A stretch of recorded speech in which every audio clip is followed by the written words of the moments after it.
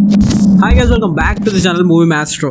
ఎంత high range లో first half వెళ్తుందో అంత హై రేంజ్ లో పడిపోతుంది. ఇంకా అంత తీద్దాం అనుకున్నా అంత కనెక్ట్ అవ్వకపోవచ్చు. ఎన్టీఆర్ లేకపోయింటే కనుక అసలు సినిమా డిజాస్టర్. ఎన్నో సంవత్సరాల ఎదురు చూపుల తర్వాత ఫైనల్లీ దేవరా మూవీ థియేటర్ లో రిలీజ్ అయింది. ఎవరు ఎన్ని రకాలుగా అనుకున్నా కూడా ఒప్పుకోవాల్సిన నిజం ఏంటంటే దేవరా మూవీని స్టార్ట్ చేసినప్పటి నుంచి కూడా లాట్స్ ఆఫ్ నెగిటివిటీ వస్తుంది. కారణాలు అయితే చాలా ఉన్నాయి.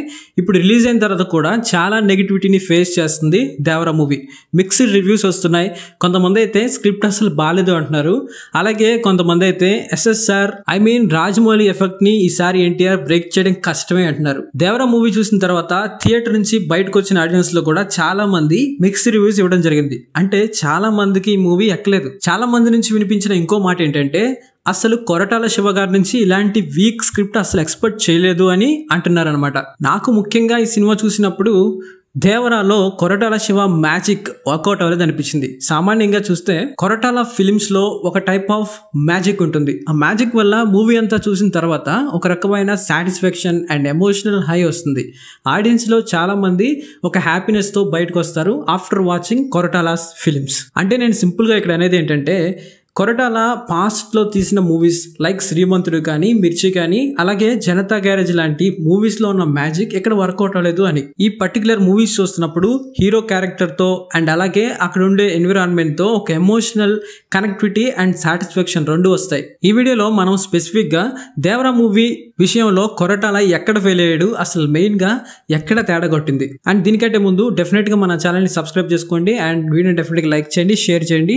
నాకు మీదో క్వశ్చన్, దేవరా మూవీ ఎంత కలెక్ట్ చేస్తుందని మీరు అనుకుంటున్నారు? ఆ నెంబర్ ఎంతైనా కూడా కింద కామెంట్స్ లో తెలియజేయండి, మేము తెలుసుకుంటాం. Without a late let's start the video. First of all Koratala Shiva గారి మూవీస్ లో ఉండే స్ట్రెంగ్స్ గురించి మనం మాట్లాడుకుందాం. మిర్చిలో కానీ శ్రీమంతుడు కానీ అండ్ అలాగే జనతా గ్యారేజ్ మూవీలో కానీ స్పెసిఫిక్ స్టోరీ ఉంటుంది, పర్ఫెక్ట్ నెరేషన్ ఉంటుంది. నార్మల్ గా కొరటాల మూవీస్ లో వరల్డ్ బిల్డింగ్ చాలా పర్ఫెక్ట్ గా అలాగే చాలా ప్రాపర్ గా ఉంటుంది. ఫర్ ఎగ్జాంపుల్ చెప్పాలంటే ఎన్టీఆర్ తో తీసిన జనతా గ్యారేజ్ గురించే మాట్లాడదాం. ఆ వరల్డ్ లో మీరు ముందుగా తెలుసుకోవాల్సిన విషయం ఏంటంటే ఒక సినిమా మనం చూస్తున్నామంటే ఒక వరల్డ్ ని రీక్రియేట్ చేసి అంటే ఆర్టిఫిషియల్ గా ఒక వరల్డ్ ని క్రియేట్ చేసి మనకు చూపిస్తున్నారు అనేది మనం కన్విన్స్ అవ్వాల్సిన ఒక నిజం.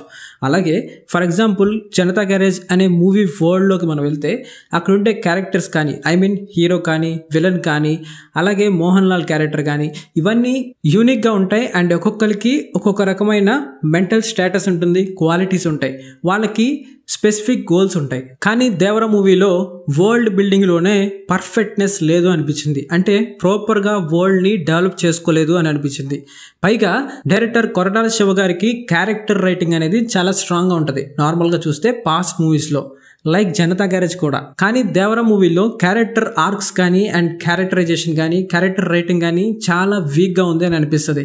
అండ్ స్టోరీ కూడా పెద్ద స్టోరీ కాదు, అది చాలా సింపుల్ ప్లాట్ తోటి సింపుల్ వేలో ప్రజెంట్ చేశారు అని అనిపించింది. ఇంకా ఇన్ డెప్త్ గా అలాగే క్యారెక్టర్ ని స్ట్రాంగ్ గా ప్రాపర్ గా ఎగ్జిక్యూట్ చేయలేదు అనిపించింది. జనతా గ్యారేజ్ లో హీరోకి చెట్లు అంటే ఇష్టం, దానికోసం ఏమైనా చేస్తాడు అండ్ ఎన్విరాన్మెంట్ నేచర్ కోసం తన ప్రాణం ఇవ్వడానికైనా తీయడానికైనా సిద్ధపడతాడు. మీరు జనతా గ్యారేజ్ చూస్తే చాలా నీట్ గా ప్రాపర్ గా ప్రెజెంట్ చేశారు ఆ మూవీని. ఆ మూవీ చూస్తున్నంతసేపు కూడా కనెక్టివిటీ ఉంటుంది, కానీ దేవరా మూవీలో కనెక్టివిటీ మిస్ అయింది. ఏదో రొటీన్ టాంప్లెట్ మూవీ లాగానే అనిపిస్తుంది. కొరటాల స్ట్రాంగ్ క్యారెక్టరైజేషన్స్ కానీ అండ్ కొరటాల్లో ఉండే మెయిన్ థింగ్ డైలాగ్స్ కానీ దీంట్లో పెద్దగా కనిపించవు. కొరటాల్లో మనందరం ఇష్టపడేది ఏంటంటే ఆయనకున్న స్ట్రెంగ్త్ కూడా డైలాగ్ రైటింగ్. మిర్చి, శ్రీమంతుడు, జనతా గ్యారేజ్ ఈ మూవీలో హీరోస్ కానీ అండ్ ఇతర క్యారెక్టర్లు చెప్పే డైలాగ్స్ చాలా ఇంపాక్ట్ఫుల్ గా ఉంటాయి.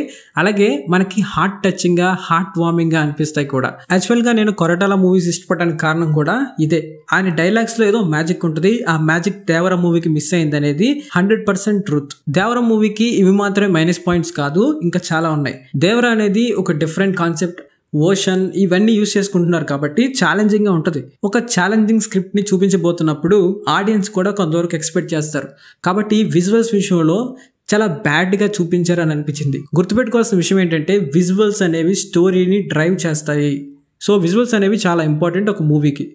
స్టోరీని డ్రైవ్ చేసే నెక్స్ట్ థింగ్ మ్యూజిక్. నా పర్సనల్ స్ట్రాంగ్ ఫీలింగ్ ఏంటంటే అనిరుద్ పాస్ట్లో చేసిన మూవీస్కి బాగా వర్క్ చేశాడు అండ్ బెస్ట్ మ్యూజిక్ని డెలివర్ చేశాడు అండ్ ఆ బీజిఎమ్స్ కానీ సాంగ్స్ కానీ వేరే లెవెల్లో ఉంటాయి.